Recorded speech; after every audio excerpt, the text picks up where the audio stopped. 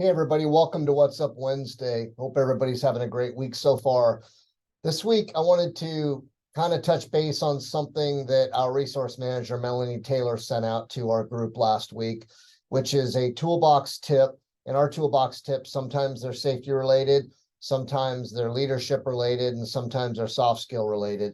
In this particular case, she was talking about email etiquette. And I think this is such an important topic because I talk a lot about professionalism in these What's Up Wednesdays and the criticality of us as professionals coming across professionally. And so often I don't see that etiquette. I don't see that professionalism. I know that there's this accepted pattern of texting, as an example, before I get into email, where people don't utilize punctuation. And, frankly, I start to read a text or a post with no punctuation and I just stop. I can't. I need punctuation to know where a sentence begins and ends. And I also can't tell you how often somebody emails me, oftentimes a resume with nothing in the body of the email, just a resume. And right, wrong, or indifferent, how I interpret that is this person is simply sending a resume so that they can show unemployment that they've submitted 3 job applications in a week. But regardless of it, email etiquette says a lot. So I want to touch a little bit on what Melanie shared because it really resonated with me and I thought a lot about it. So the first thing to start off with, again, is that professionalism. It's really important that we portray ourselves or convey ourselves in a manner where people look at that and say, wow, this is impressive. This person's very professional. If they don't, then they'll look at you very differently.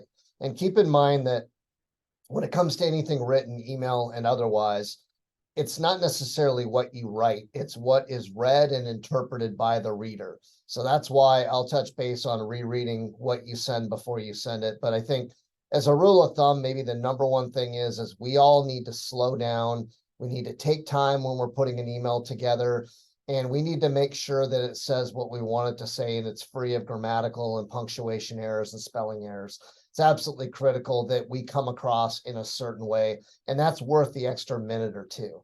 So some tips on email, and I would even say this applies to text or anything else, written memorandum, but use standard fonts and formatting. Sometimes I see people use really funky fonts and I can't read them. So just go with something very standard like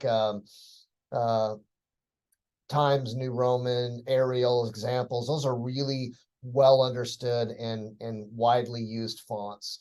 Secondly, make sure you have something in the subject line. It's important to use that as the attention getter, critical issue or needs your help, whatever it might be. Indicate in the subject line why you're sending the email. Use a professional greeting. I like good morning or good afternoon, but you could say hello, whatever works for you. Just use a greeting. Don't just say Bill or Jim or nothing whatsoever, because I think that comes across as being very, very unprofessional. And then use an introduction. Just the first sentence or a couple sentences should really indicate what the purpose of the email is, and then you can get into that afterwards. Know the culture. Again, it's not what you write as much as what somebody interprets. And it's always good, I think, at the end to say, hey, if you have any questions, please call me and we can discuss. That way, if there's a misunderstanding, misinterpretation, they're not going to jump to conclusions or assumptions on whatever it is you were trying to convey. Be very cautious when replying all. So if there are other people copied, identify who those people are. And if you're going to respond, whether those people should be copied or not. I've seen so many mistakes made where somebody sends an inappropriate response and they replied all to the world.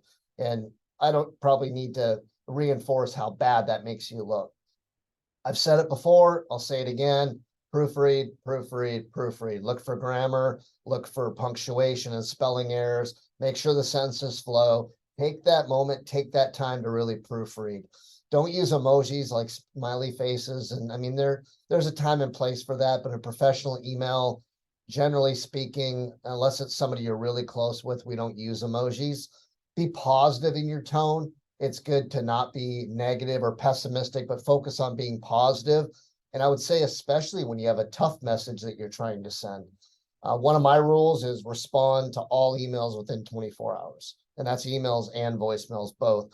And I know that can be a really tough one because we're busy, but always try to respond within 24 hours. It makes you look good. Keep your tone professional, and then double check the recipient's email address before you send it. There's nothing more embarrassing than quickly typing in Outlook. Most of us use Microsoft Outlook, and there's a recognition piece of artificial intelligence software where it'll populate that person because Outlook sees that you've emailed that person. We'll double check and make sure it's the right person, because again, there's nothing more embarrassing than sending something to the wrong person and having them respond back, was this intended for me? So just some tips there. And good writing speaks volumes about who you are. So oftentimes I find that people don't take the time, the energy, they don't slow down, they make mistakes, and they come across looking dumb sometimes. I mean, frankly, they look dumb when they send emails like that. So hopefully this is helpful, and we will see you next Wednesday.